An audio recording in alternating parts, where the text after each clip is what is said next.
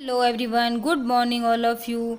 Welcome you all student in our recent online class. आज की हमारी क्लास है क्लास 4th के लिए और आज का हमारा सब्जेक्ट है हिंदी। तो बच्चों आप अपनी हिंदी व्याकरण की बुक निकालो। जैसा कि बच्चों आप सब जानते हैं कि हमने पिछली क्लास में पार्ट 3 है जो पूरा पढ़ लिया था और उसके सारे क्वेश्चन आंसर कर लिए थे। तो इसका मतलब हमारा पहला, दूसरा, तीसरा तीन पार्ट हमारे कंप्लीट हो चुके हैं।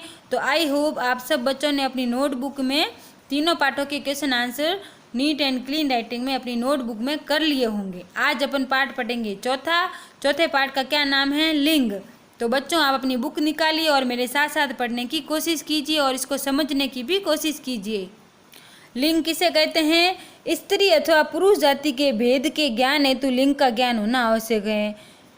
लिंग का ज्ञान होना आवश्यक तब होता है जब अपन स्त्री और पुरुष जाति का भेद समझ में आ जाए, तब पता चलता है कि यह कौन सी लिंग है। ठीक है, देखिए और पढ़िए। देखो, घोड़ा दौड़ रहा है, गाय घास चर रही है, हाथी गन्ना खा रहा है, मछली तैर रही है। तो ऊपर दिए गए वाक्यों में घोड़ा, हाथी, पुरुष जाति तथा गाय और मछली सब स्त्री जाति का बोध करा रहे हैं। घोड़ा पुरुष जाति का बोध करा रहा है तो गाय स्त्री, हाथी पुरुष जाति तो मछली स्त्री। तो इस प्रकार स्त्री और पुरुष जाति का जिन शब्दों से अपन को ज्ञान होता है वही शब्द लिंग कहलाते हैं।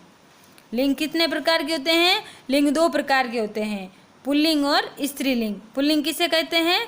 पुरुष जाति का बोध कराने वाले शब्दों को पुल्लिंग कहते हैं, जैसे लड़का, बैल, धोबी, ग्वाला, शेर, कुत्ता, इस राजा, पिताजी, भाई, ये सब क्या है? पुरुष हैं। तो इसका मतलब पुल्लिंग। पुल्लिंग किसे कहते हैं? जो शब्द अपन को पुरुष जाति का बोध कराते हैं उसे पुल्लिंग कहते हैं और जो स्त्री जाति का बोध कराते हैं उसे स्त्रीलिंग कहते हैं। अब स्त्रीलिंग, जैसे ये कुछ पुल्लिंग के उदाहरण दिए हुए, जैसे ये लड़का, ये बैल, ये धोबी, तो ये तीनों क्या हैं? पुल्लिंग है। क्या है ये? पुल्लिंग, क्योंकि ये पुरुष हैं, पुरुष जाति का बोध करवा रहे हैं, तो ये सब क्या है? पुल्लिंग है। अब स्त्रीलिंग, स्त्रीलिंग किसे कहते हैं? स्त्री जाति का बोध कराने वाले शब्दों को स्त्रीलिंग कहते हैं, जैसे लड़की, गाय, धोबिन। तो देखो, लड़का पुल्लिंग तो लड़की स्त्रीलिंग, बैल पुल्लिंग तो गाय स्त्रीलिंग, धोबी पुल्लिंग तो धोबिन स्त्रीलिंग। हमको कैसे पता चला ये कि ये पुल्लिंग है या स्त्रीलिंग है? क्योंकि इसमें पुरुष जाति का बोध हो रहा है और इसमें स्त्री जाति का बोध हो रहा है, इसलिए यह तीनों पुल्लिंग है और यह तीनों स्त्रीलिंग है। कुछ शब्दों के पुल्लिंग है स्त्रीलिंग रूप। देखो, यहाँ पे पुल्लिंग, यहाँ पे स्त्रीलिंग। लड़का तो लड़की, पिता माता, ग्वाला ग्वालिन, पड़ोसी पड़ोसिन, देव देवी, बालक बालिका, दादा दादी, युवक युवती, श्रीमान श्रीमती, विद्वान विदुषी, पाठक पाटिका, छात्र छात्रा। तो ये सब क्या है? यह पुल्लिंग है और यह स्त्रीलिंग। पुल्लिंग किसे कहते हैं? जिन शब्दों से हमको पुरुष जाति का बोध होता है उसे पुल्लिंग कहते हैं। स्त्रीलिंग किसे कहते हैं? जिन शब्दों से हमको स्त्री जाति का बोध होता है उसे स्त्रीलिंग कहते हैं। अब आपको समझ में आ गया लिंग कैसे बदलेंगे। लड़का तो पुल्लिंग है तो उसकी लिंग बदलेंगे, तो लड़की तो क्या हो जाएगा? स्त्रीलिंग।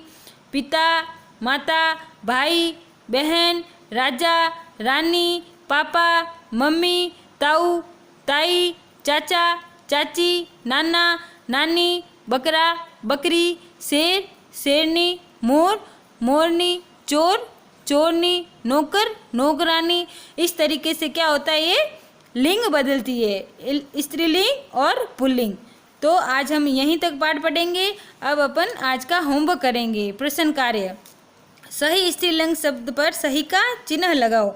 देवर, देवर का क्या होगा यहाँ पे? देवरानी देवराइन देवरीन, तो देवरानी फर्स्ट वाला सही है, तो देवरानी। घोड़ा, घोड़ा का क्या होगा? घोड़ी, तो सेकंड वाला ऑप्शन सही है। फिर धोबी, धोबी का क्या होगा? धोबिन, तो सेकंड वाला ऑप्शन सही है। शिष्य, शिष्य का क्या हो गया?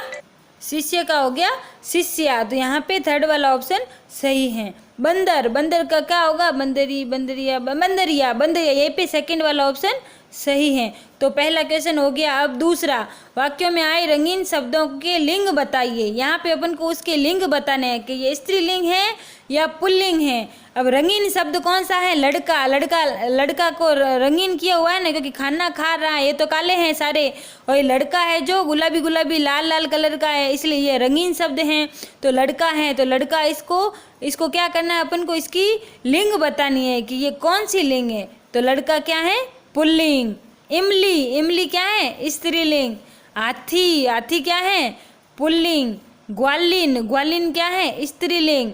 तो ये सामने आपको ऐसे लिखना है। फिर तीसरा, निम्नलिखित शब्दों के स्त्रीलिंग रूप लिखिए। अब इनको पुल्लिंग को अपन को स्त्रीलिंग बनाना है।